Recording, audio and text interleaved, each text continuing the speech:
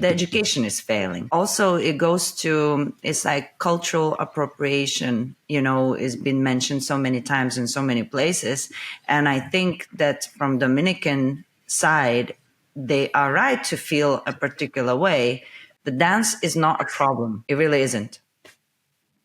People want to move how they want to move. They like the music that they like. It's, you can say that bachata music now, the modern music, whatever, is not bachata music. It's not traditional bachata music. There's nothing, it's not similar. It's just the beat that you could do, the step, whatever. But like, I like it. They are so scared about losing people and that people will not come because they're going to get bored and this and that they make a lot of decisions of how they're going to construct their classes, what they're going to teach, and how they're going to educate based on fear that, it's a ripple effect. And then you have those motivative speakers, who go like, if you are not a trendsetter, you're a trend follower. You should be, all this, like, you need to know who you are. I am not a trendsetter. I have other very great qualities to offer to the society. Okay. I am not a trendsetter.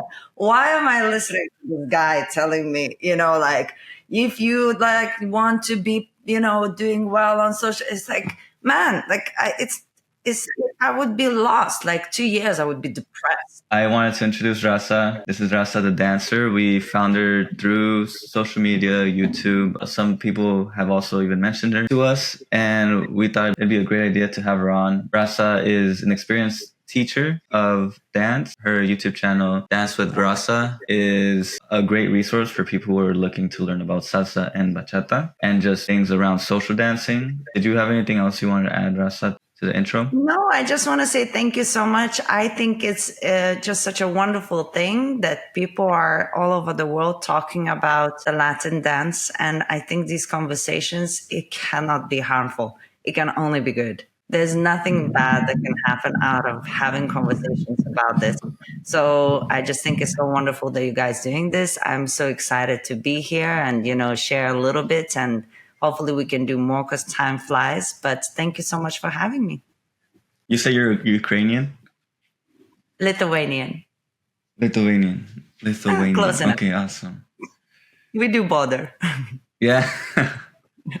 Okay. I'm just gonna we'll get set up a little bit and then we'll get started. Yeah. Are you all good? And you guys in Arizona? Yeah, I'm in San Diego right now, but I'm originally from Arizona too. Oh, really? You've been? Yeah. Yeah, they got a nice scene over here. They do. They dance very well. They treated me really nice. I went there on a holiday, but I always go dancing, and they recognized me there. They got me drinks for free, entries for free. Oh, that's awesome. It was beautiful. I was very, very touched. Yeah, it's crazy how you can get that connection. I do think it would be important for us to talk about some beginner things, because I feel like even though we are a podcast around dance, we do still need to talk about a little bit on just the social dancing, like beginner tips for sure.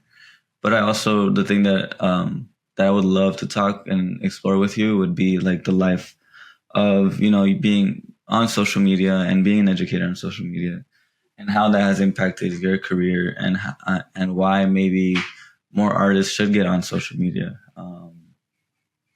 the way that you've been doing it, because you provide a lot of resources for people.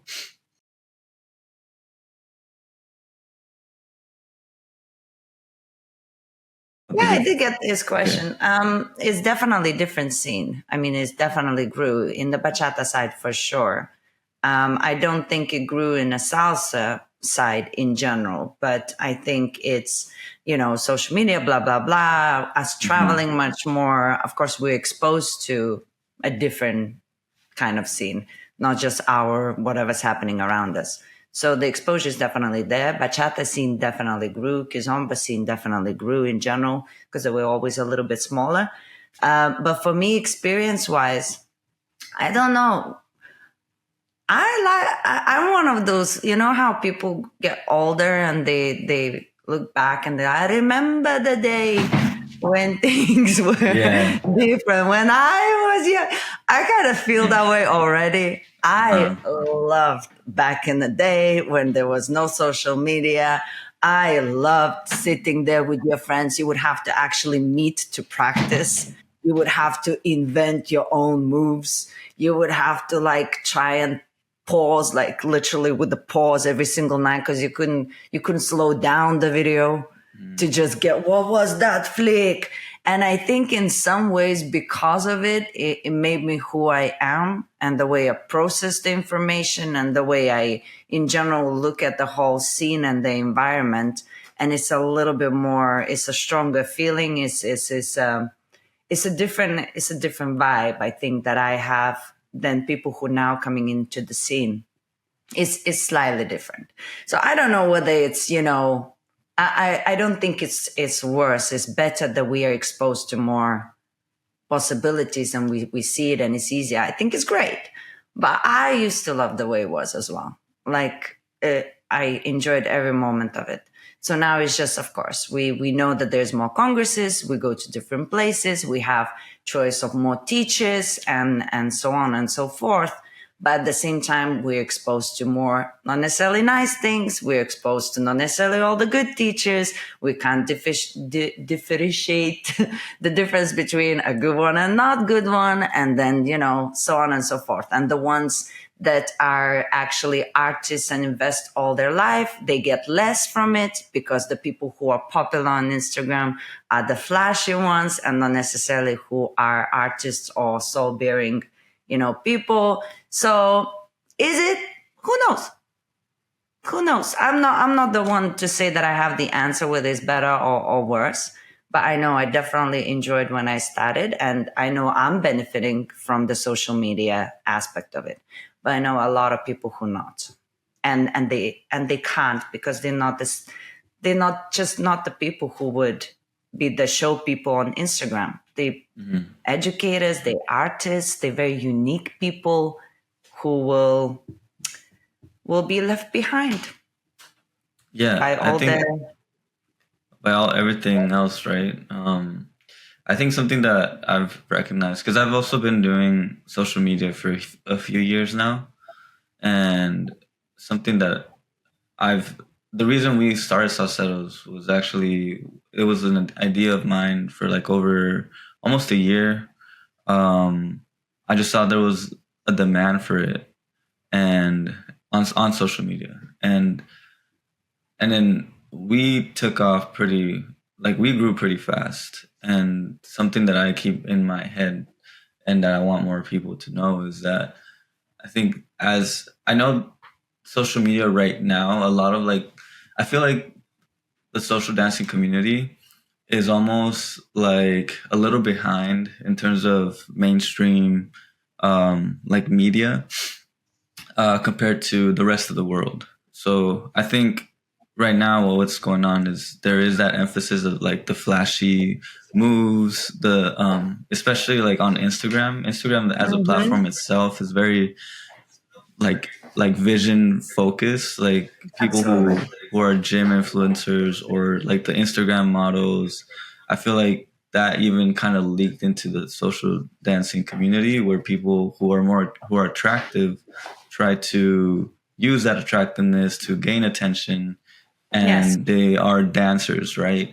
And something that there, but in terms of like the educational background and that emphasis on teaching, that isn't so much pushed on Instagram. I believe now barely we're starting to get into that where we're having more authentic conversations around dance, and also a little more input from people on the educational view point of view. So, if you can talk about how social media has benefited you, I would like to do that because this would actually be a really good conversation for the people who feel like they are putting a lot of time. They put in a lot of time into their work, and they don't feel called to use these flashy techniques for growing on social media, but would still want to grow their own business and be seen as Yeah. an educator. So how has the social media benefited you? And then, sorry, just to get Yeah, Will back into the loop. let me write Yeah. down the question.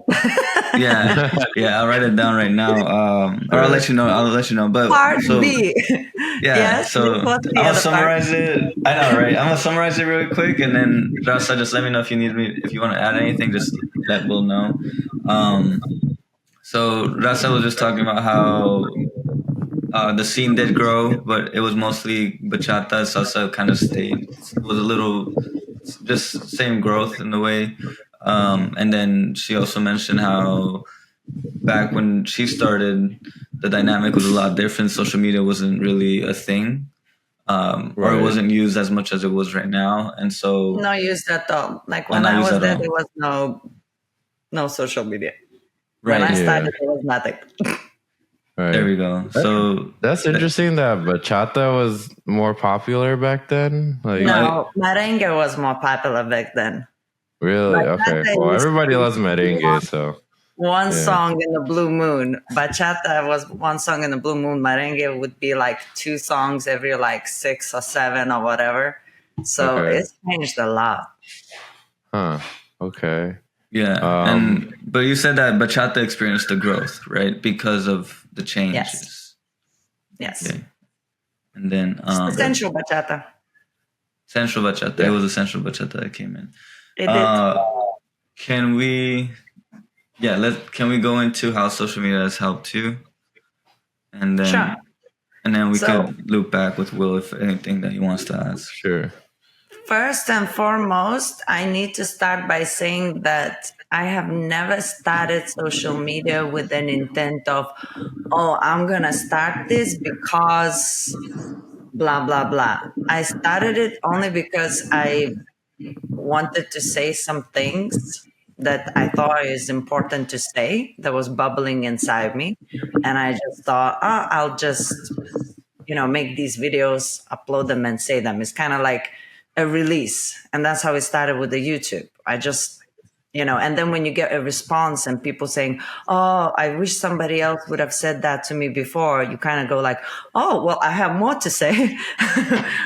Wait for the next one. And then, naturally, I find myself really enjoying the camera. I find myself really happy when the camera is on me. So, and I have a lot to say, and then people responding to it well, and it became like this thing. And then, of course, as you grow, you notice, of course, the participation with the people, your exposure grows, so people know what you do in general, the dancing and everything. They see it more, and you get more opportunities, work, and meeting different people and trying different projects because your reach is bigger because you're now reaching so many more people. So that has been great. Instagram in general, I used like as a promoting what I do. But I don't think I particularly would say I benefited from Instagram itself. I really don't think. Like I would struggle to name one thing. And if they wouldn't have found me, the people that I found from Instagram that I benefited from, they would have found me on my website or whatever. So it wasn't really. I don't think Instagram had an. I even though I do okay, it has no. I it's there, not there. Like for me, it doesn't make a huge impact. But YouTube is a huge thing. And now I got to a point where the videos were going through and people were responding to it, and my channel has grown and everything. And it gave me an opportunity to think what it could mean and what I could do more. And of course, once I started doing my online classes, I can promote my online classes because I have the YouTube channel. So I can reach more people and have these classes where before, I could, but maybe would be, again, I need to go somewhere else to meet the people to bring it to my online class. But now I make few videos, and if people like what I do, they have an opportunity immediately to click one button and go to the online courses, which is fantastic. But for me, I think mostly it's just an opportunity to have an outlet where you could whether make money on a different different way, or you could reach people and be able to express yourself in a much greater scale. It's just everything is in heightened. Whatever you would do, you are able to reach more people. But for me, mostly YouTube has been that. Instagram, not so much. And what do you think people, artists who, because there is a lot of mention actually. We've had various guests on, kind of talk about the negatives of social media and how that has impacted the culture itself, and also the way a lot of professionals make money. Some make more, and others make less, and that's all due to social media in a way. So how how could your story help those professionals who are struggling, who are educators, who want to help people? I don't think I can help anybody. I'll be honest with you. I am a very particular human being. I take responsibility all on myself. Whatever happens in my life, social media, I would never look at somebody making money and me not making money and investing all this time and me thinking I'm a better dancer and this is not a better dancer and they're making money and what is this and that. This is not my nature at all. I do what I do. I do the best I can. And if people are not relating, is whether I am very unique. So the more unique you are, the probably less people you're not attracting the majority. And if you want to attract and make money out of Instagram, you're going to have to sacrifice certain things.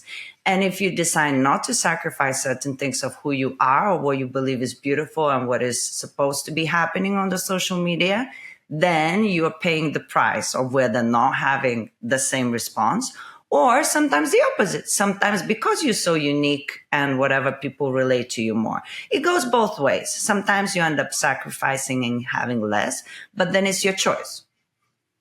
But then you are true to yourself and you live your life and you're happy and you're fulfilled.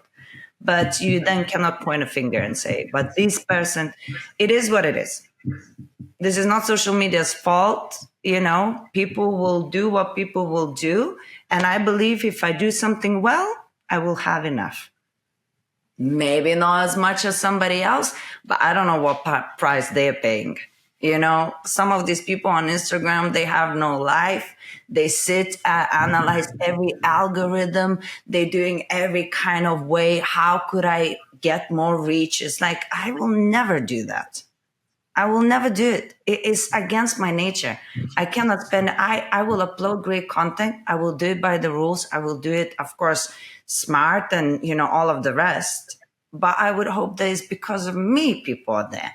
And if they're not there, well, then whether I need to, from myself, grow and somehow, become something more that people would be interested, or I should be okay with doing what I do because it was my choice. So I don't really point fingers like that. I like that. I think that really adds to the community that you built on YouTube, for example, and the fact that you're able to go to cities and people just will buy you drinks and will just show you some love. I think exactly right. And yes. It's like it's you have to be enough. Whatever that is that you have to be enough. When you choose to be a dancer, you're saying, I am willing to be poor, live in a tent, drink water, and eat bread. That's the first decision you have to be if you decide to be a dancer. This is it. And then if you have more, great. You know what I mean? Everything else is just, you're working, of course, and you're trying to make your life as best as possible. But you choose to be a dancer knowingly that possibly you're going to be poor and, your body's going to be broken. And by the age of 40, nobody will love you again. You know what I mean? That's it. You make this decision. It is what it is. I do it because I cannot live without it. And then you live a happy life because everything is an extra. So you kind of like, oh, well, look at me doing so well, And then, of course, you see other people doing so much better. And you naturally start comparing yourself and whatever. And it's like, you don't know their life. It looks like they're doing great. You don't know their life. Let them be. Do the best you can. Learn from people, have goals and stuff. Of course, all of these beautiful things. But just don't compare yourself. And the less you compare yourself, the better it will be. You will still gonna be better if you're improving and you're doing all the beautiful things you need to do. You're still gonna get better and get results, but you're not gonna have the burden that you're not doing enough or why they are loved more than you. Like, these are not the questions to ask. I don't think anyway. Oh, I wanted to add that's a really good point because again, just piggyback, just come in. So just get one angle, just use your phone for the second shot. You'll be good. This is Antonio. Say hi, Antonio.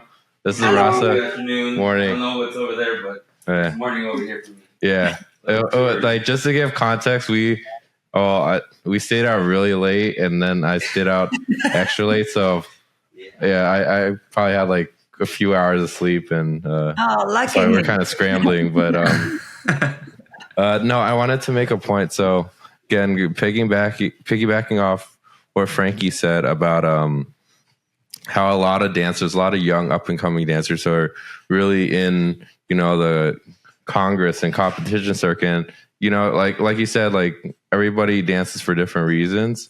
But what I did like that he mentioned that he said, like no one's showing the younger generation, like, okay, what happens when you get older? What happens when your body is broken and, you took an unconventional career path where you don't have, I don't know, retirement or healthcare or, and like it is judged where like, a lot of women like insurance.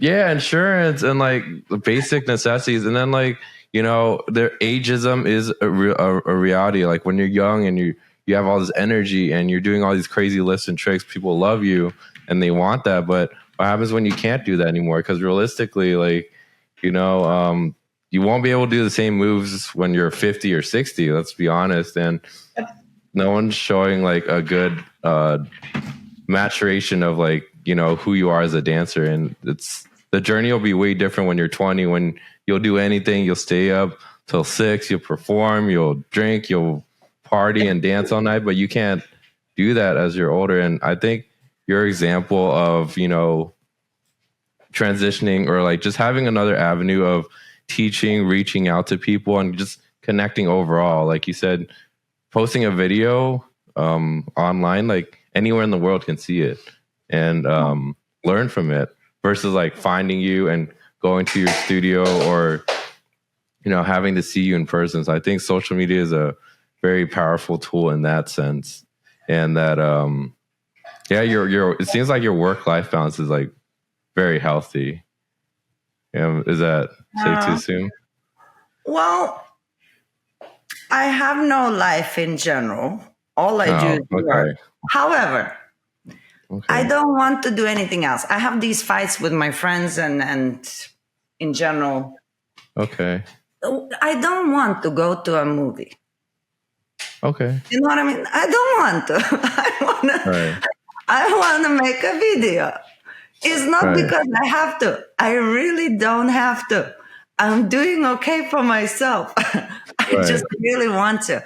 I'm having fun. I put different light and I do different makeup and then I think of a crazy. I like it. Halloween. Okay, I like it. I don't enjoy going to a movie as much as I would enjoy doing something else.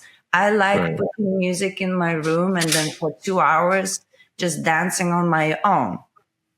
I don't want to meet a friend and go to a restaurant. I prefer to eat healthy at home. It's so, yes, I'm a workaholic, but I really, really like it. Yeah.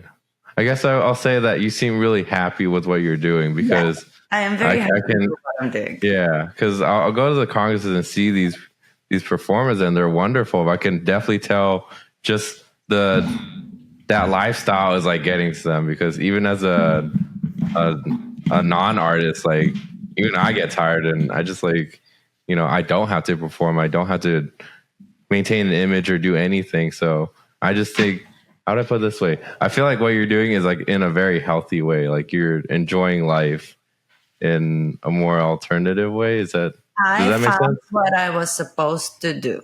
Just because you're good at performing doesn't mean that you are supposed to be in a social environment.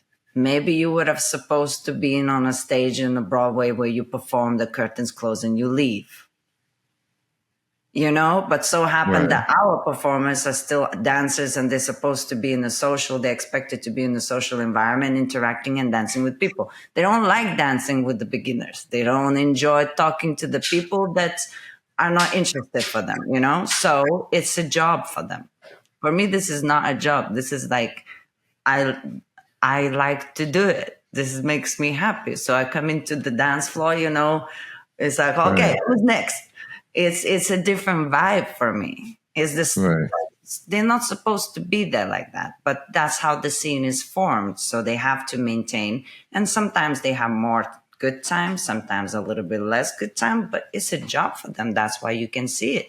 If they're in a good mood, it's like in the work environment in the office. Your boss comes in and you know whether to hide or, shake his hand.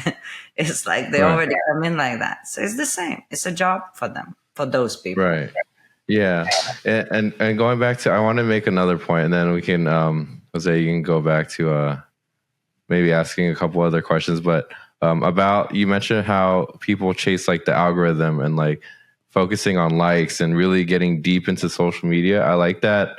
Whatever you do, whether it's Instagram or YouTube or whatever tools you just use it as a tool, and you lead with who you want to be as a person. I feel like that's a very big distinguishing factor versus people who get kind of caught up in, whether it's dance or the limelight or social media, like they kind of at some point lose their way and just chase external validation or factors. And it seems like you're very close and in tune with who you are, and you lead with that. And I noticed that way more. Thank you. Yeah. Yeah, that is, not to say that the people who like really into the social media is not like a skill itself. Like there are some people who actually just really interested in technology and in, it's just those people who like to do everything themselves. This is also a different type of people. Yes. But it's just, we're talking about the people who are more just trapped in a circle of doing what they think they should be doing, what's popular then. Yeah, and it leads back. Oh yeah, I just want to make one more point. Like you made a point about, Jose, about like Instagram Reels like being flashy or whatever. I think like it's that feedback loop where like we talked about before. Like if something gets viral, people kind of want to do more of that. Which I mean, that's okay, but it's not the only thing that makes sense. Like sometimes people get in their own way, and like you said, Rasa, people will do what they do, and that's why trends happen. That's why people kind of tend to do the same things, because at some point people think that's the right way to do it, or what have you. And that's why the Congress scene is set up the way it is, or social media like pushes like, these crazy choreos and routines that you probably can't do on the social dance floor, but it attracts viewers. Motivative speakers, who go like, if you are not a trendsetter, you're a trend follower. You should be, all this like, you need to know who you are. I am not a trendsetter. I have other very great qualities to offer to the society. Okay. I am not a trendsetter.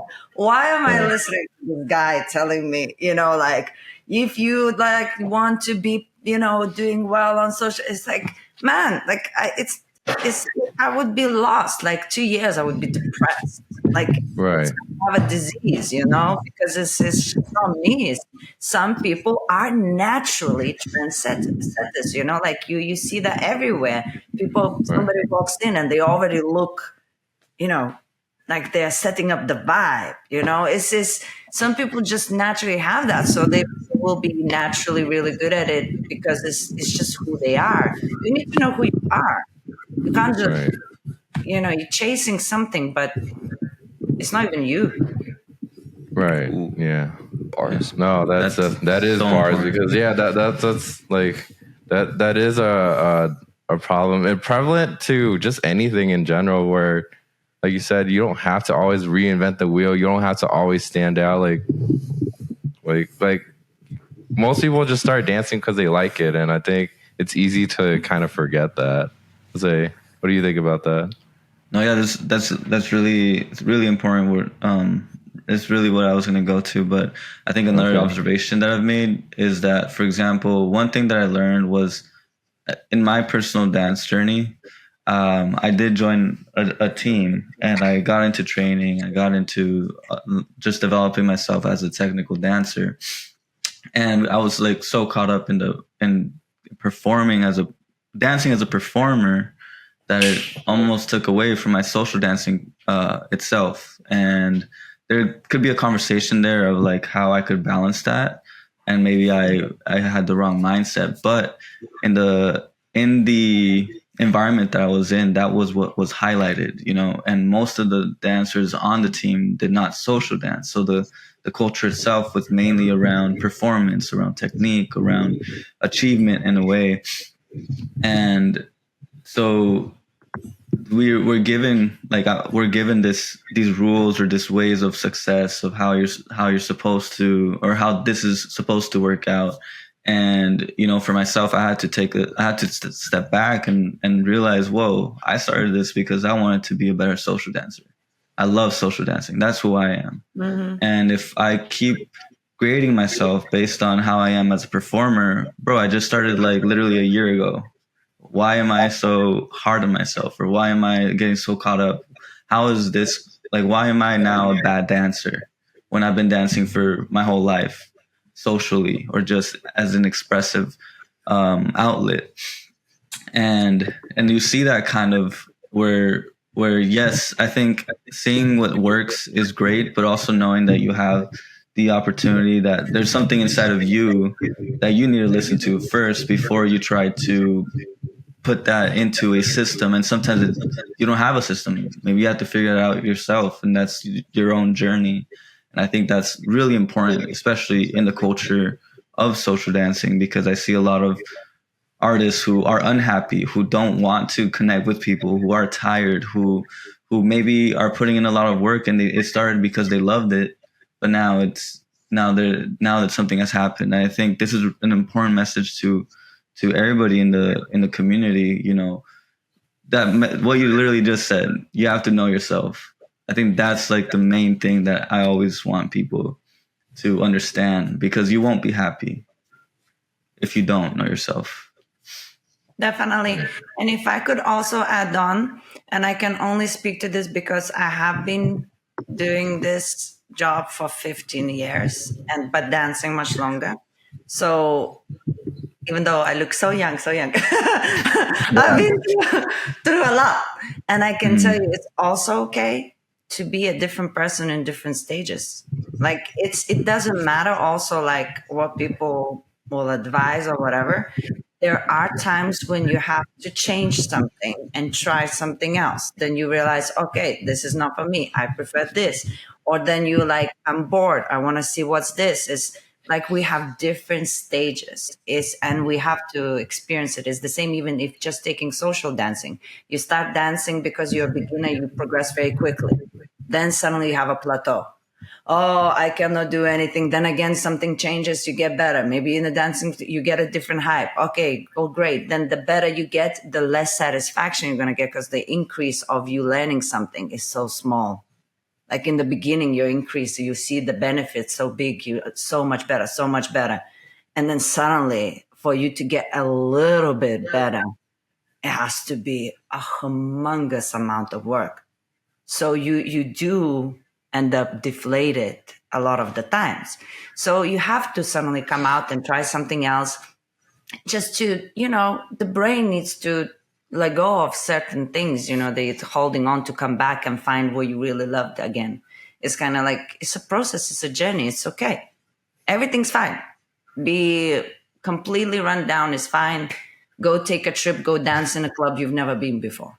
Just find a way to distract yourself from that feeling that, something is not right, or like I'm tired of all of this. You need a change of scenery, change of whether like a different aspect of dance, maybe try a different dance, maybe go to a dance class that you've never been before, whatever. It's just a change and it's a journey and it keeps changing. But ultimately you got to follow the gut, not just do the things that you're told to do. You gotta do it for yourself or you think is right.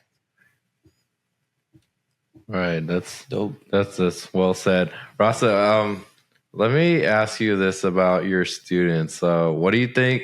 What's the most common mistake like beginners make when they first start their journey? Where do you see like the biggest roadblocks? Especially if they're in it for a long time. You know, like 5, 10 years down the road. Like, what common mistakes you see? Is that too broad of a question? It's broad, but few things, I guess, that comes to my head. One of the things that is, I think, very common in general is that they rush. You know, Okay. they rush to do the higher class, or they rush to learn more complicated things, and everybody's just rushing to be at the place where they can do those things that they see other people doing. So it's just they're not like in the moment enjoying the basic steps and enjoying that process and wanting to stay in that level and not rushing and just, having a great time being an absolute beginner. And, it's people want to be better very quickly. So they tend to rush. And of course, when you rush, you end up falling behind with some of the very important fundamental techniques and information about social dancing in general, because you skip all of those steps. And then it still comes back and hands you, later, and you have to spend loads of money for private lessons because you suddenly like, why is this not working? Well, you rushed. So that's a common one, the rush, I think, in general. Besides that, everybody's different, right? Some people struggle with the timing, with the music and everything. But it's mostly beginners, they don't have enough information to make mistakes. So the biggest mistake is usually them just rushing a little bit, I think. I see. I know it was a little late, but how was your, like, did you guys talk about how you started Rasa, or? She did start, but we didn't. We weren't recording at the time. I think that'd be really good, just like a background. Yeah. I kind of want to know because actually I was on the way here. I was listening to your podcast with what's it called? Oh my god, I forgot her name. Emanuela. Yeah, and so lovely. And I was listening, and I was like kind of waiting for you to like introduce yourself, and you didn't introduce yourself. So I was like, I don't know anything about Rasa. No, you should not. It's for a reason. I like that. Listen, I would like to see your face. Where are you? What happened? I cannot see your face. Oh, you have to expand it on the corner, like on the top right. Here, let me just fix the angle. I have to expand it. No, the angle's good. Yeah, so like you can adjust the windows. Oh, I expanded you. Okay, cool. Yeah. Okay. So, since you don't know me, let me tell you how I started. In the beginning. When I was a little girl, I started with ballroom when I was 4 years old back in Lithuania. Then I stopped because my studies were going bad, and ballroom is very intense, and we were doing a lot of competitions and stuff. And my mother came to the ballroom teacher and said, her grades are falling, blah, blah, blah. And my teacher at the time, she said, well, it's better she focuses on the grades because she's never going to be good. So it's better she focuses on the studying than dancing. And my mother came and she said, listen, you can do, of course, what you want, but this is what she said. And I was like, okay, well, we study. So I left it, and then I studied. I came to UK to study. That's how I came to England. And I came to Bradford, an interesting place. Anywho, but we were in kind of with my friend having some drinks in a pub, and they had a Christmas salsa party in like a pub. And these two really, really handsome guys, they came and asked us to dance. It's the same thing for girls. It's the same phenomenon. Different people, papas, we're like, oh, interesting. But we couldn't dance that dance, so we said no. And then they gone and asked somebody else to dance, and we were really insulted because we didn't know that in salsa you ask other people to dance. We thought they asked us what they liked. And we're like, that's what I thought too. We don't like them anymore. And then I was like, what, I'm going to do this. So the next week I signed up for classes, and I started doing the salsa classes in the local place. And the teacher there, as I was mentioning before, he was one of the most famous teachers in up north, the north area of England for salsa. It was him and a couple of his friends. His name is Nikolai Vignesforen.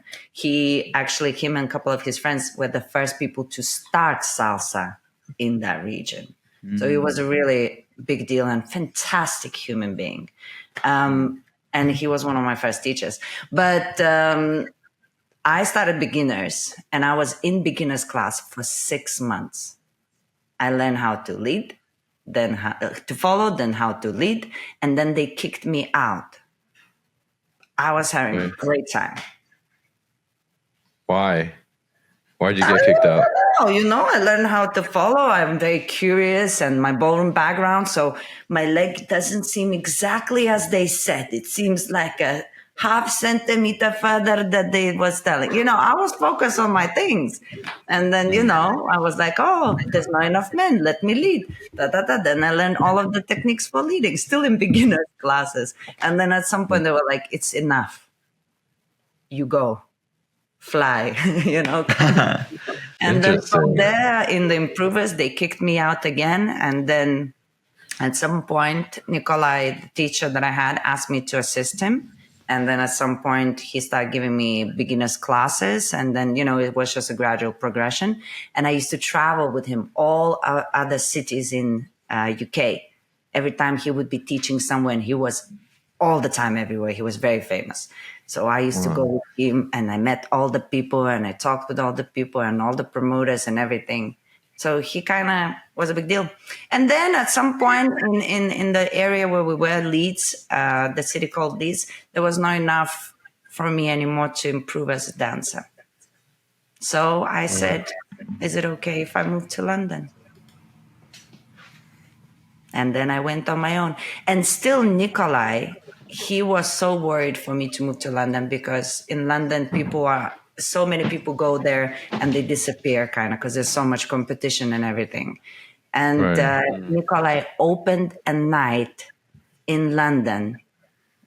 He knew a couple of people. He opened a venue, a little salsa night, just so I have a job whilst I came to London. That's so sweet. That's dope. Isn't it? Yeah. That's cool. Yeah. And he shout out introduced to me Nikolai. everybody and everything. And if not for him, it's like... And that's how I started. Do you still teach at that venue, or that's still going? No, it was no, that venue wasn't even a venue. It was like a room. Oh, okay. It was a room, like a little hall thing in a place where they do weddings or something, It was just a place to have to promote for some people in the area if they want to come dancing, So what do you think are like the biggest differences like in London versus like the US, like especially like in social dancing? For social dancers in general? Yeah, like the social dancing like scene. Like, I mean, you've been to the US over here, so I'm assuming Many times, you can see very different, like you can immediately see the differences of like, oh, well, like it's very common to do this in London, but not very common to do this in the US. Okay. Yeah, I don't think it's that per se. I just think it depends where you're gonna go. Like some places have very high level of dancers, Some places have lower level of dancers in terms of skill set, but they have a great vibe. Some places have a party vibe. Some are very serious, and like some music is more like strict salsa vinyls, mambo or whatever. And some mix with remixes and mix with, Marc Anthony and, DJ Yankee or whatever. And they play salsa with it and stuff. And so it's just different. And in London, I guess is in salsa scene, it is a bit more serious, on the serious side. But if you go to like Miami or like in Santiago, such good vibes. Like I really, really, really like it. But it really just depends where you go. But you know what it is as well? One thing I will say, dancers are dancers everywhere. Like usually in the salsa scene, the people that come is a mix. You're not gonna get people in San Diego, only people who are San Diegans. You know what I mean? You come to a salsa night, you could be who knows where, and it's a mix of people. So it really is kind of the same at the same time. Mm. You know what I mean? Okay. Right. Yeah. It's in It's a London as well. You go universal to language. London night, you have, all kinds of genders, all kinds of, races, all kinds of like ages. It's the same anywhere. You go to any part of the world, you go to a salsa night, and it's going to be a mix. Right. Guess we're going to London then. That'd be fun. Come, Yeah. I'll look after Yeah. you. Come. You can stay in my Yeah. house. I'll put some, sleeping bags or whatever. I'll look after you. Have the best time with me. I promise. All right. All right, Damn, London there next you week. go. There you go, Yeah. man. Good, So sounds like it'd be in London. Salseros at London. I need to Yeah, know in we- advance, though, okay? Not like a Yeah. week before. Let's plan Yeah, for for the next sure. week. Yeah, it's just curious. Like I mentioned earlier, how like in New York we talked to Talal, and he talked about how in Europe there wasn't really much in the early 2000s for the salsa scene, and he was just going off like a VHS tape of some random choreo or performance, and that was like their reference point to learning. And Sure. like, okay, so when you moved to London, how did you talk about how, your dance journey in that small town in the UK, like you pretty much peaked and you needed to look elsewhere to grow and expand. Like, did you continue training out in London? Like, what'd you do? Or did you I take trained classes with someone? all the time. Yes, I took a lot of classes, but I actually ended up traveling abroad. I used to go to Italy with African Jet to train. I trained with Anita and different people. I actually ended up traveling abroad, and it's easier to travel from London anyway. But also, I attended every single class. If I would go to a night in London to dance, I will come for the first class, and I would do every single class. It's just what I would do. So in London, I ended up going every night out, and I would attend every single class, and then I would stay in the social till the end. And then I would go to the promoters and be like, well, I can do some teaching too if you ever need it. I'm available. So I used to do that every single night. I would attend every class, every social, and then I would be, hey, my name is Rasa. Every Wow. single night. Okay. And then, in London, Yeah. you get the chance to do classes also for ballet and jazz and contemporary. And, there's so many different opportunities. I mean, it has everything in general. So as a dancer, is the best place to be. Huh. Okay. Cool. And then you said the social media thing was recent. When you traveled abroad, were there like what was your intention with like traveling abroad and like teaching? At what point did you start teaching at, I'm assuming, congresses too? Did you do that? Yeah, very early on. This is a very particular thing to me. Very early on, I have noticed and I have decided for myself. We were talking, remember, about you need to know who you are. I decided that congresses is not my thing in terms of making money and teaching. In the congresses, the people who really makes good money are the top people, the top. I knew I'm not going to be the top. I'm very fair. I will never be the best dancer ever, transcend or whatever. I'm an extremely good social dancer, but it's not the same.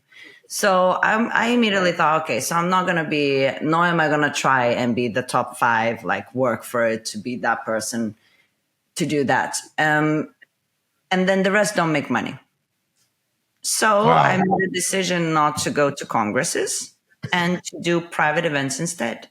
So I would go to all over the world, but I wouldn't go to a congress. I would be booked by somebody who has a school, and I would go there and teach there for 3 days, and I would be the star myself, and I would get paid all of the money. That's So that's what interesting.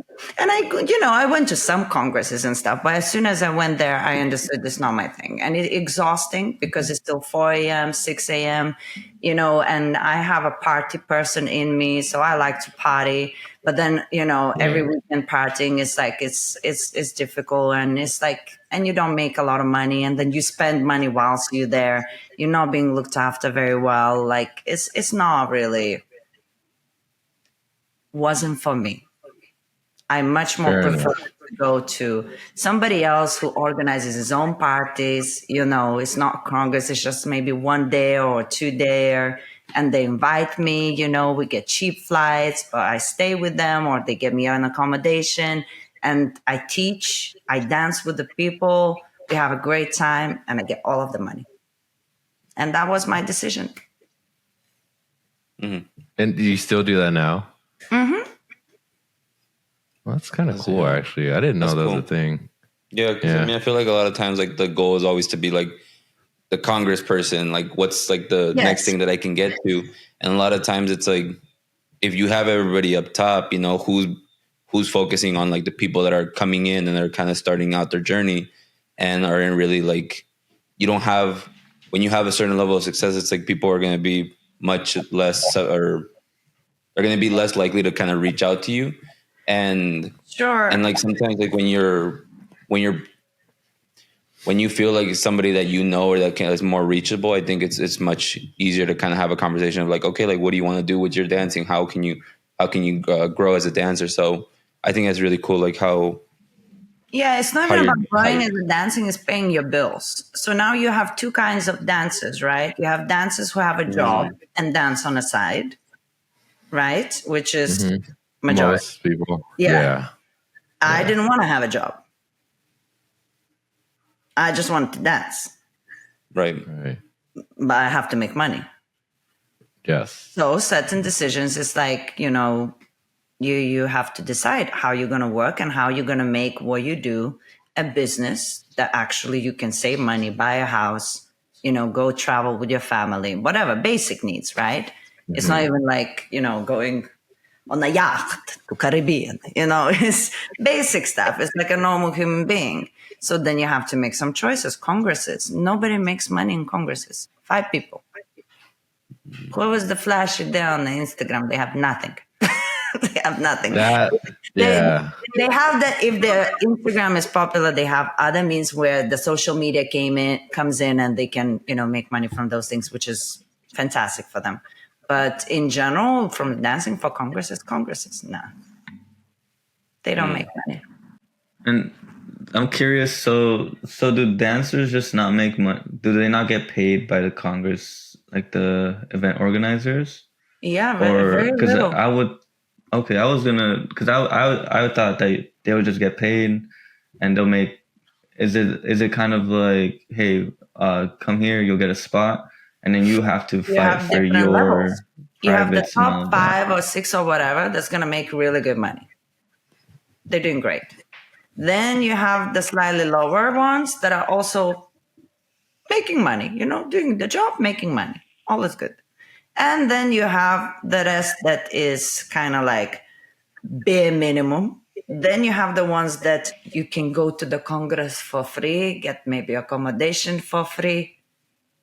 And then you have the rest that trying to claw into the circuit and will do anything. Sometimes even like, I'll bring you 20 people, just take me kind of thing. I'll bring my students, just take me. All of these people are good. Yo, that's crazy. I'm And I curious don't That's know also. cool. what's such a mystery. When I say things like this, is like, and people need to know as well. Like a lot of the Yeah. time, Yeah. students look at us like, I sometimes wonder, like, what do you think I eat from? What do Right. you From think like, feeds me? They look at Yeah. us like in these congresses, assuming, every promoter is like, some of these promoters that making these congresses, they're making even the congress out of no savings. They're not good yeah. business people. They're just people like, oh, I'm going to make a congress. So they're making a congress. They're paying for the congress as people buying tickets. They don't have any savings.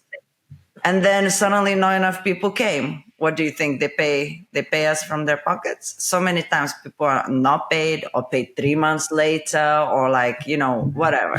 It's Yeah. and you don't see it because they will pay the top 5 people because they will, talk and then they're doomed. But the Right. person who, came from a small town who's trying to make it or whatever, or trying to get some exposure, they're not going to say anything. They want to come back again. Because Right. there was a lot of people there and a lot of, people who are important and maybe they actually did get something out of it, told people about them and meet people and invited to the class. Maybe they did get something out of it. You know what I mean? It's not like they didn't. But it's no, you have to make a decision of, you have to assess what you want to do, who you are, and if you want to have a job or do you want to just dance. If you want to dance, you have to do a job. You have to understand how to make money. Okay. Let me ask you this, because we did interview Mao. He organizes the SBK events, and he touched a little bit about how so much money and moving pieces are behind the scenes, and he did say like he needed X amount of people to attend the Congress just to break even, not even like pay for any like.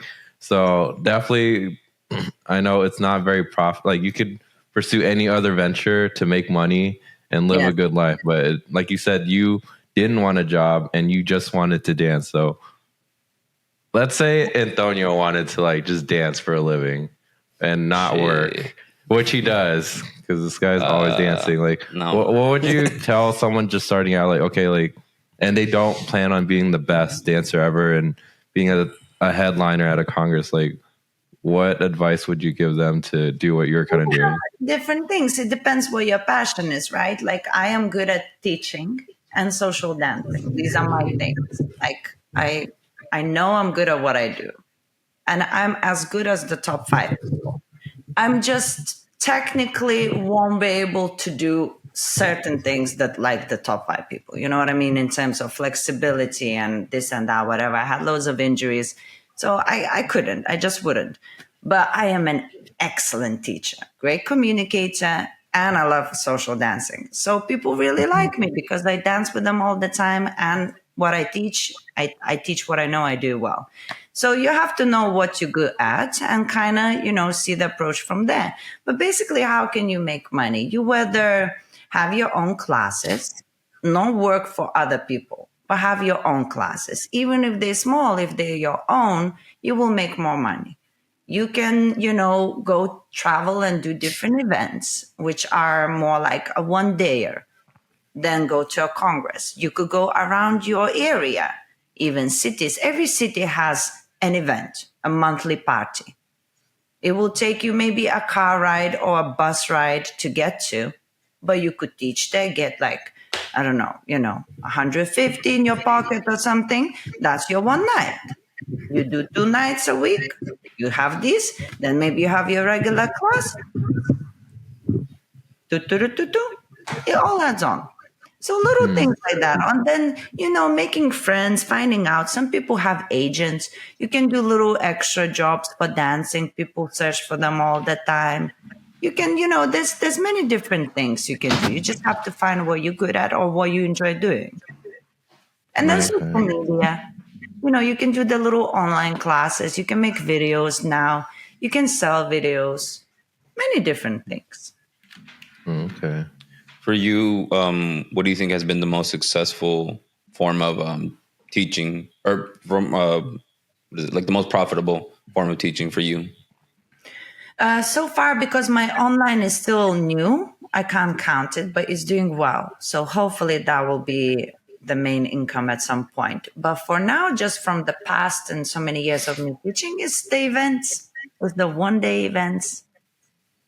And here in UK, I now go to every city. Every weekend could be booked if I wanted to. And I could just work in UK in different cities every weekend. Right. Yeah. And also here in London, I made a relationship. There is a company called Salsa. They have a dance school and they teach they have different venues in different places every night, 2 or 3 different things. And I have a very good relationship with them. So I used to teach when I before when I just started, I used to teach for them 3-4 nights. And they're really good because they pay very well. Every teacher, they look after them. So I have my regular nights in these dance schools. I teach there, collect the money. Now I teach for them only once a week, but I know that money is always there coming in. So having a regular spot in your area and then traveling different areas, I think that's for me been really good. Private lessons. Right. Do you think that at any point you would want to like do start a dance company or do something in that nature No, I because had of the a money as dream well, or before. I had a dream before when I was younger. I wanted the dance school, of course. And now I'm like, no way. That means I have to be there right? all the time. No matter who you're going to hire, nobody's going to be Rasa the dancer. I'm going to have to be there all the time. Yeah, I think that's a very No way, hard Jose, truth I for say. people. No, no, no. That's Now bars. I want to be somewhere at the beach, stretching. That's what I want now. Yeah, I had one more question. Who are your when you first started, right? You know, who were your inspirations?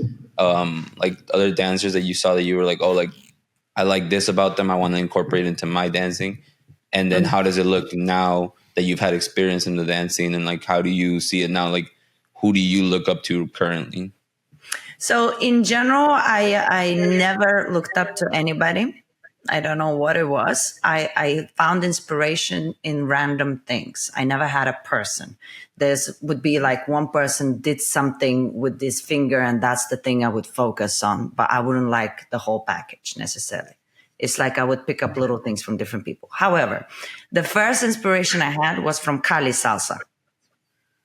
And it was when I just started salsa, when I was a beginner. I used to watch non-stop videos of Cali salsa dancers doing all these crazy lifts and tricks and whatever and doing fast feet. And I used to show my mother and say, I will dance like that one day.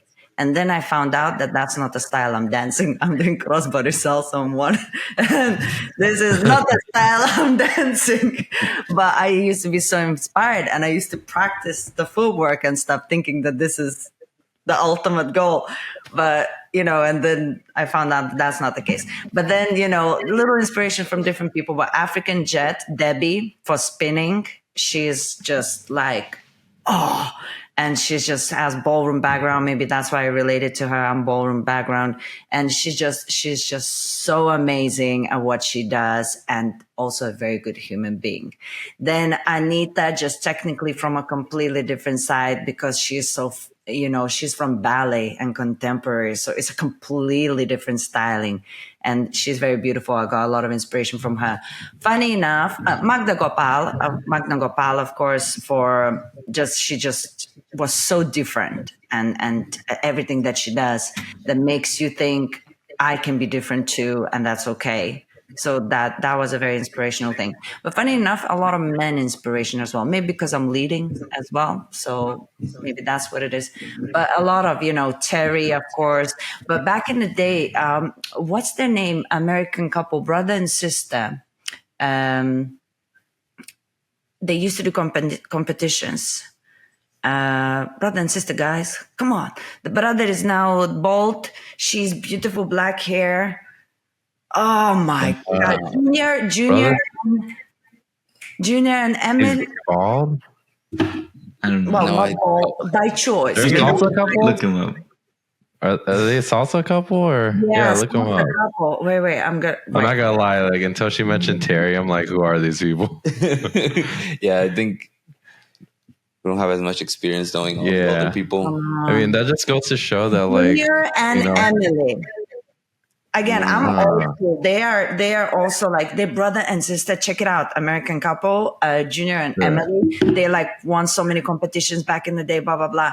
Like they are insane, and their story, that brother and sister dancing together, different inspirations, not necessarily even just the technical part, but sometimes when you hear their stories and or how they are in the scene as well, it's very inspiring. So many people. It's so many people, but for very small little pieces rather than I worship this person. Yeah, I don't worship it as a one thing. I like that. Yeah. Yeah. That is. I was. Go ahead, Jose. Sorry, I was looking at a few videos that you have on your page. I think something that's really been talked about recently has been about around sensual bachata. So are you guys cool if we go into that a little bit? I'm just curious to explore. I like body rolls. Yeah, so I was watching your video on how sensual bachata versus traditional, and it made me think about, you even mentioned something like if we had just called it something else and know that we got an inspiration from bachata, things would be so much different right now. I think that's a conversation to be had, because even now it's really become a thing where, hey, this isn't bachata, or now it's kind of like you guys are not doing right by the culture. Where's the culture in this? Like, can we talk about this? Why isn't this being highlighted? Can you talk a little bit more on that? Yeah, 100%. I'm very passionate about this subject because I always say I'm not a salsa bachata dancer. I'm a dancer, and first I'm an artist. I believe within myself. That's how I feel. So for me, I don't care what people dance. I like everything. I love sensual bachata. I love Dominican, but you feel the song, you want to move, you move. It's simple as for me as an artist. I stand for it. You can do whatever you want. For me, the education, that's where we're failing right now.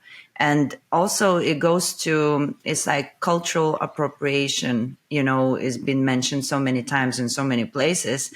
And I think that from Dominican side, they are right to feel a particular way, because it comes to a point now where there's so many people, and you had some ladies on your podcast. I remember talking about one of the girls was saying she started with sensual bachata and like she didn't even know Dominican bachata existed. Yeah, like that's wild. that should not. So as education the education is failing.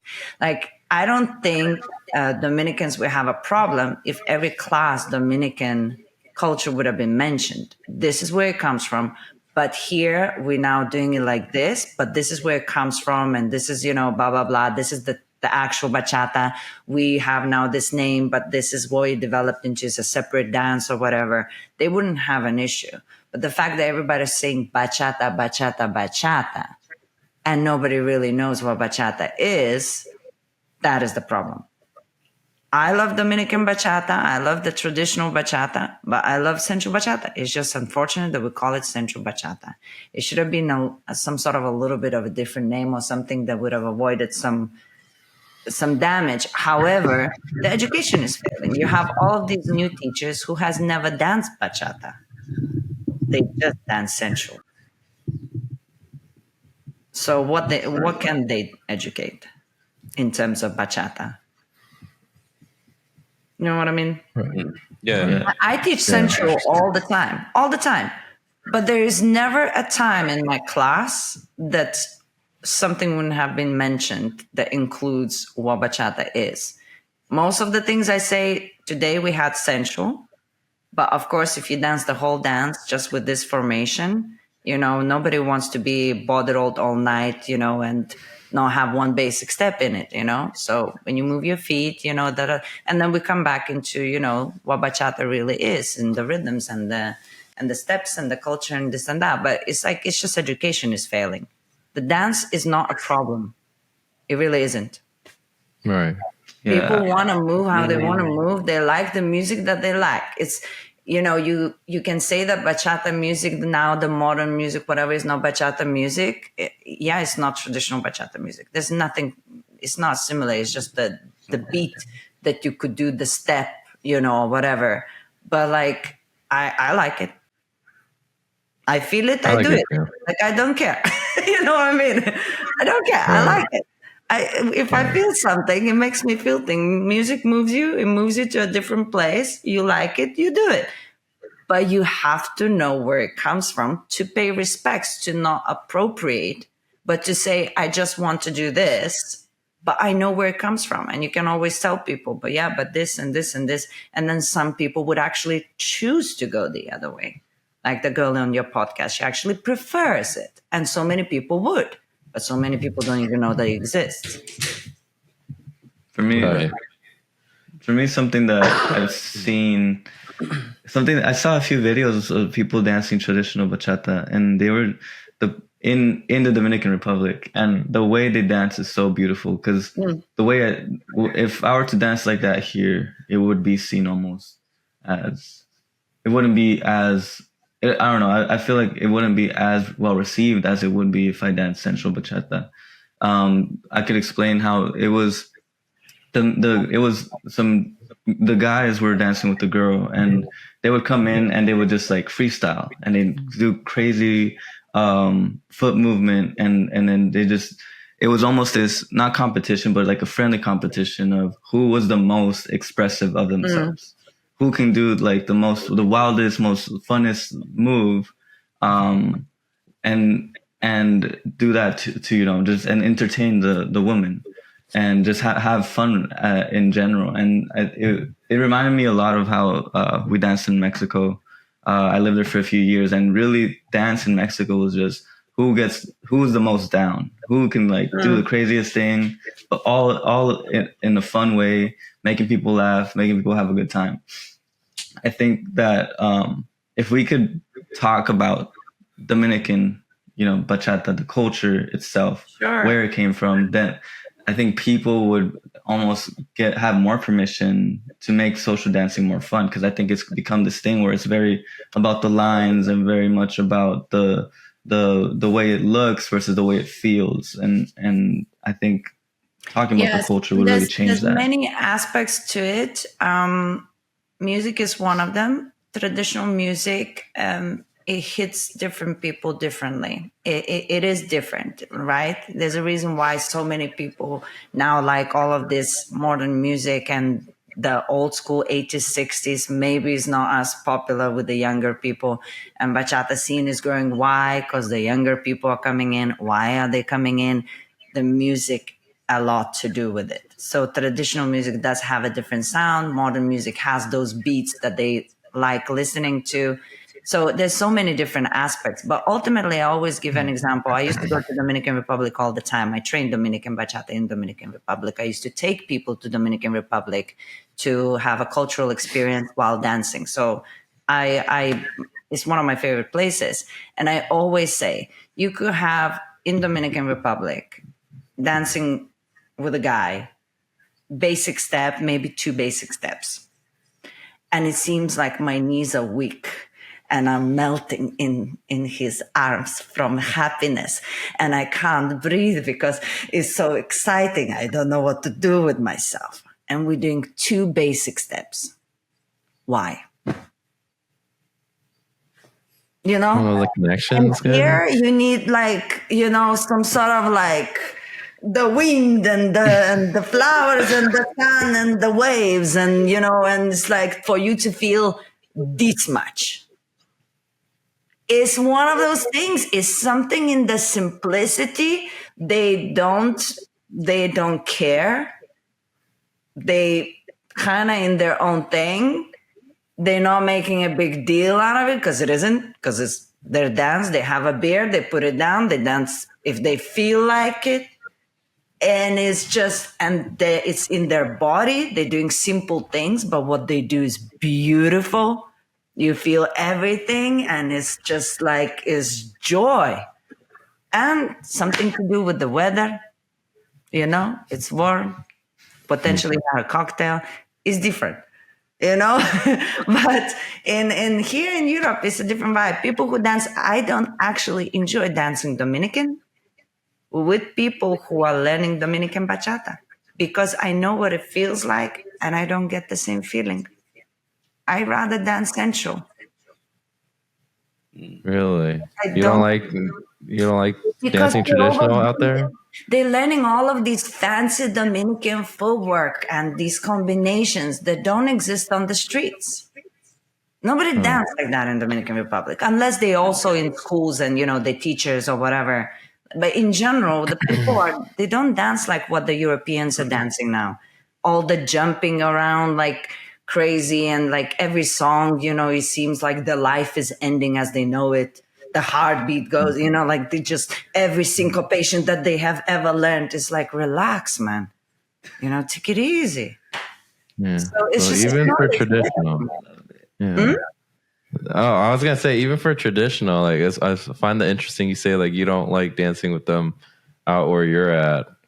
I And like dancing with people who are Dominican, of course, because they will dance sure, still normal. But European, right, I'm stereotyping, majority, not sure, everybody, right?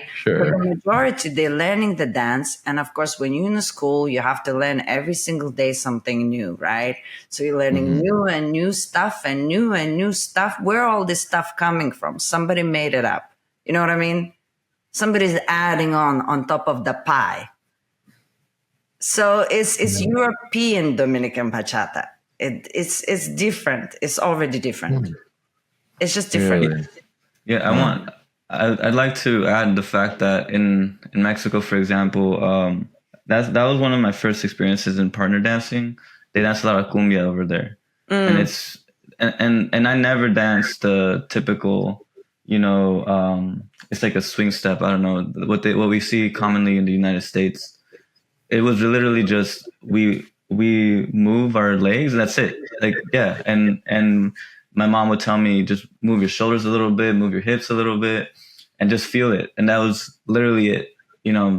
I learned with the girls would teach me how to dance too, and it was easy. But the amount of energy and joy that I would derive from it was tremendous. I just got so much. It was insane. I would just dance for hours, and comparing that to over here in the United States, people are almost taken aback by the amount of energy and expression that I bring, and because I dance freely, I dance because I just want to mess around. I want to have fun. It's a dance. It's for fun. And I find it so interesting how because the mind is so technical based, it's still learning, it's still integrating the technicalities that the expression isn't happening. And that's something that for me I've seen that a lot of people that needs to be talked about because I am not so much a, a technical dancer, and I think I accept that now where I used to be so caught up in I need to be technical. I need to get these lines right. I need to get these steps right. But now I see it. The technique is only a way to help me express myself. So if I'm putting technique before the expression, then I'm putting so much other things behind. And something that I think about also is the fact that a lot of the technique, we put so much emphasis on the technique that and we say this is the way it's supposed to be, and and we forget. Like for me, I was like, well, somebody came up with this somewhere. It came from a culture. It came from a place and environment and a history that behind it. And if we're putting the technique without all of this behind it, the story, the people, the culture, then it's basically just sterile. It has no color, it has no flavor to it. And how are you gonna get the flavor? Well, you can either go over there and learn from the people who have that culture in there, but also what does that culture represent? And so as a dancer, you have to think, okay, what's the Dominican culture? How is it like? Thinking about that, learn have the idea of having fun. It's casual. It's something. It's just raw. Okay, how can I be raw? How can I be casual? How can I bring that into my dance? I think you don't have to go over there to experience it. Maybe call upon aspects of your life. I think that's something that's been really helpful for me. That I think a lot of people, beginners especially, or just people in general, could benefit from. And also, I think in terms of if we stay on the topic of Dominican bachata, for me, of course, it's also I am white Lithuanian woman, So when I used to go to Dominican Republic, and I would be there standing in the corner waiting to be asked to dance, wiggling much more than most women in that club, already in desperation of please dance with me, anybody, please. Of course, do I represent the culture? No, not by my looks. And also, when if a Dominican person is looking at me dancing, it doesn't look for them good because I take big steps and whatever. But if they dance with me, they immediately, their eyes open. So the way I look when I dance it, I don't represent them because I can't. It's not in my constitution. I'm ballroom X-trained dancer. I'm not going to suddenly be dancing the way when they dance on the streets, whatever. It's not going to look the same. My arms come out in styling ways. I am also an artist. I am a dancer on a very high level. I will start improvising and doing my own thing when you least expect it. So of course, I will never be like them. I will not trying to be. But what I will always do is respect them, talk about them, and educate the students about what it is. But also people need to know that you're not supposed to look like a Dominican. You're not supposed to dance like a Dominican. You're just supposed to respect the dance, what it is, where it comes from, but then you have to be yourself and be okay with it.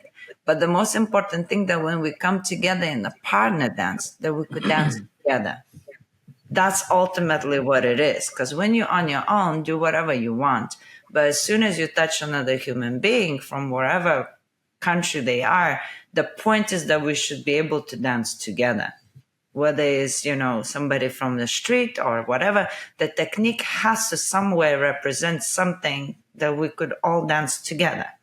That's the point.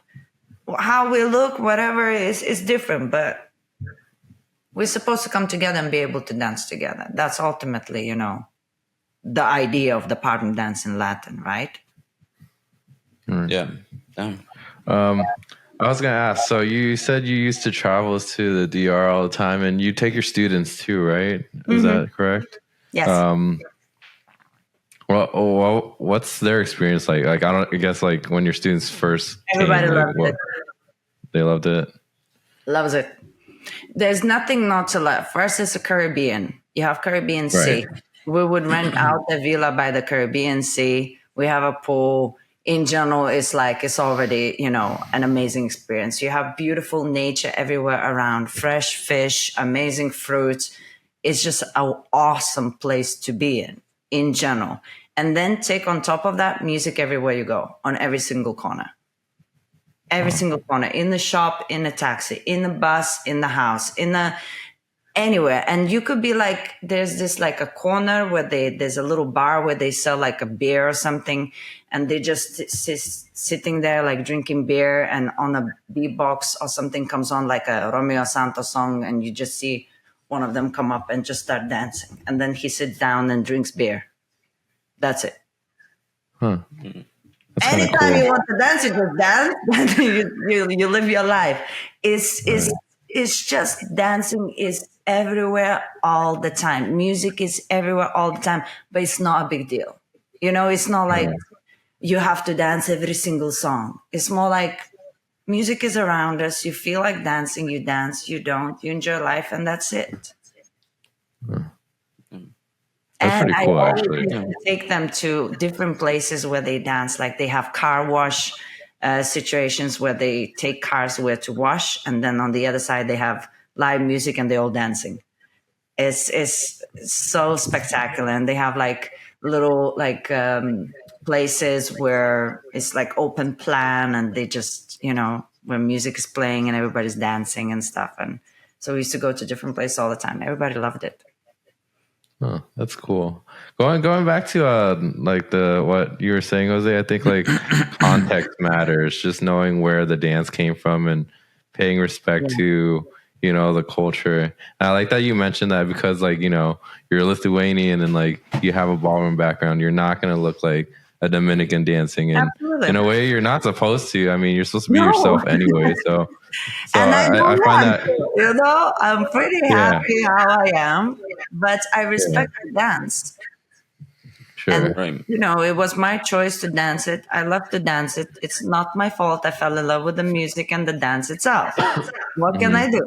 But then I have to represent the best I can, in educating people and making sure I do the best I can for the community, because sure. it's not right. Right. And like we interviewed Guillermo like a couple of weeks ago from Empire Mambo. He talked about how like, a lot of, mainly younger people, and going back to Instagram, whatever, like what kind of attracts people to bachata or bachata sensual is like the crazy reels of like the top level dancers like Daniel and Desiree doing crazy, body isolations, and there's masters at their craft, and among multiple dances that, you know, I guess the talk is like, as a beginner, you see all that and you just, go out and dance for and attempt it, not knowing the context of like how skillful these people are at their craft. And I think going back to like dancing, going back to the roots and getting your fundamentals and like building a good base, really playing around with your basics. Like you said, you went to the DR and had like 2 basics and you had so much fun. And The I best. think The best.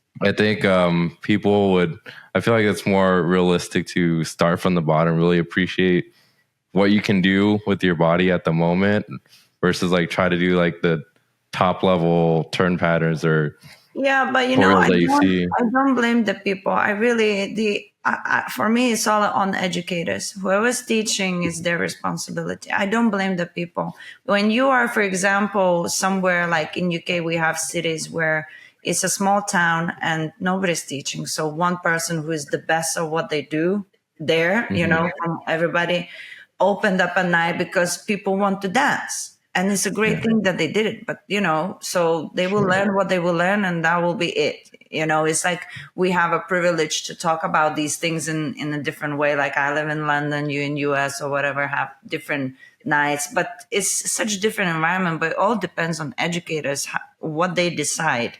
And so many educators as well and teachers, they are so scared about losing people and that people will not come because they're going to get bored and this and that they make a lot of decisions of how they're going to construct their classes, what they're going to teach, and how they're going to educate based on fear that it's a ripple effect. And again, everybody's allowed to do whatever they think is best. I'm not here to say that I have all the answers, but I definitely know what is important to me and what I try to do that I think is the right thing to do. And sometimes it comes with a price, but then if more people would be doing that kind of thing rather than just about bringing the most people in through the door, no matter what it takes, and keeping them for no matter what it takes, then it would be a bit more here. But now the boom is so crazy about the popularity thing that some of the people who still trying to hold the important bits in place, it seems for this moment, it just seems a bit out of balance. But you can't blame the people. You go there, you get the information you get. If you turn up to this podcast, you'll hear this. Maybe you'll be a better, you'll make better choices for yourself. But like if you don't and you just go, whatever, you make a group of people who will go to that place, they're going to learn the isolations on the second day. What are you going to do? Right. What are you That's going true. to do? You know? Yeah, that's true. Yeah. People like what they like. Yeah. I think So it's also the teachers, they have to the do it. teachers. Yeah, I was gonna say quick comment. This also kind of goes back to the Congress thing. The Congresses, because a lot of Congresses, at least the ones that I've been to, there's never really been for me, aside from like one workshop with Frankie and maybe a few other artists, maybe 2 or 3 more, but there's never been a sit down and connect with the dancers and talk to them about dance. Just talk to them about dance versus teaching a technique or a foot pattern or footwork or a specific sequence. That's mainly what's highlighted in the congresses. And I think for people who are wanting to be educated. I think it would be great to have more of those discussions around culture, or hey, if you're a beginner, maybe this is the path that you should take. Consider these things. I think a workshop around such things would make the scene a lot better. And maybe it's not And for congresses. Maybe you know it's how they do somewhere the else. musicality classes with the instruments, like it's nobody's going to be a musician there, like maybe one person out of the whole group. And they don't teach musicality in practice. They teach musicality where they sit you down and tell the instruments, which is great. It's a great class. It opens your mind in a different way, but it's not a practice class, right? In musicality, it's something to think about, take home, and then work on it. But they do that. Why can't they do on some sort of like social skills in the dancing? I'll give examples, even as a joke, with real people, asking somebody to dance and how you lead them back to the space when they finish dancing, or what happens when your elbows are up. Give an example in action, and there's different things, and talk about different subjects. I think that's a great idea. And some places do that. I did a couple of workshops in different congresses just for that. And behavior and stuff, but I think it's a great idea. But also, again, I can put in something really important while I'm doing a simple, I don't know, like a piccola step in bachata. I will do a piccola, and then suddenly we're talking about connection. You know what I mean? It's like you can squeeze it in. You really can. If you care, if those things are in the back of your mind, and also if you observe the people. A lot of the teachers, they teach and they look at the mass, and it's good, but they don't notice very specific things happening already as the people are in the class. You can notice these things already. All you need to do is not to point them out, but pick it as a subject, bring it out, and say, by the way, if you are a type of person who, stop it, that's it. Let it be. Move on, joke, laugh at yourself. Happen to me will happen to you. Keep this in mind.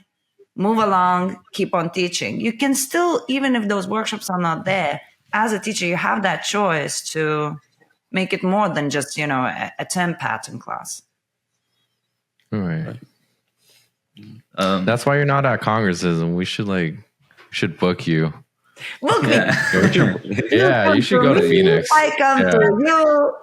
But listen, this is with all jokes aside, this is the most beautiful thing for me with my work. This is why I like to do the things I do, and I'm not hung up with the congresses, because usually I will meet somebody somewhere and they have their own event or something. They're like, oh, we would like to bring you. We saw what you did here. You fantastic. Come along.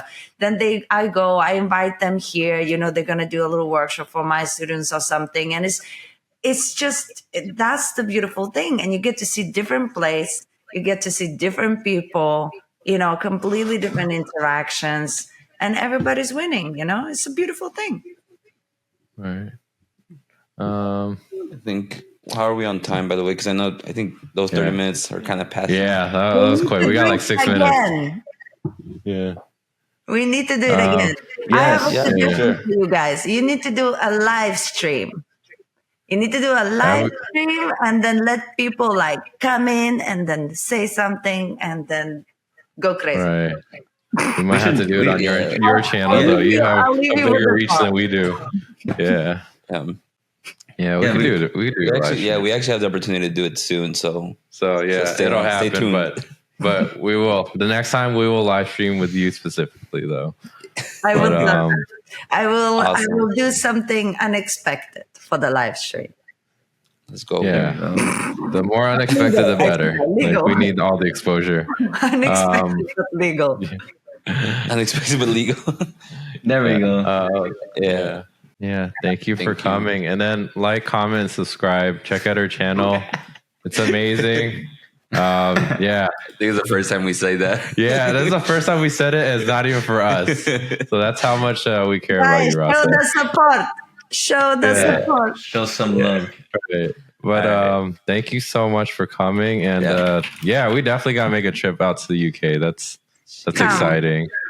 Yeah. Have a Okay. think. So- I suggest summer because it's raining all the time here, so it's not nice. Oh, really? Gotta get our So Sensual, summer you know? is still not guaranteed, but at least you will have a better time. So I suggest Yeah. it. Or I can send you some congresses or like events that are good and you can plan around that or whatever. But I'm telling you guys, Sure. have my place.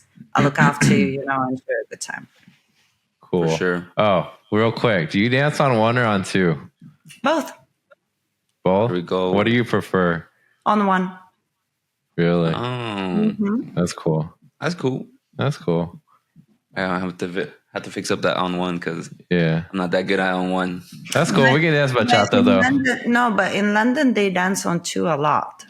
They do? Mm. Yeah. That's a So if trend, you come to huh? London, you can dance on two easy. Like you don't need to fix anything.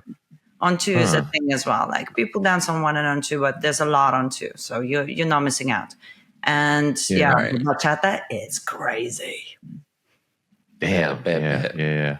But All right. there's so much more like I want to talk about, but Yeah. I know we're on time. Like we're tight on time, but next time, like we gotta have you on again, and I kind of want to delve more into the bachata scene over there. But Yeah.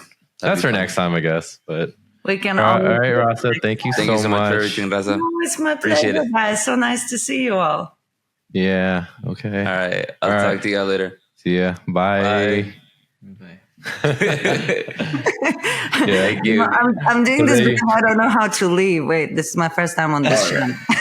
Yeah. You're good. You're good. Well, This like we'll might pause take the a while. recording. You have that Yeah, weird we'll probably face cut of the the camera. recording. Yeah.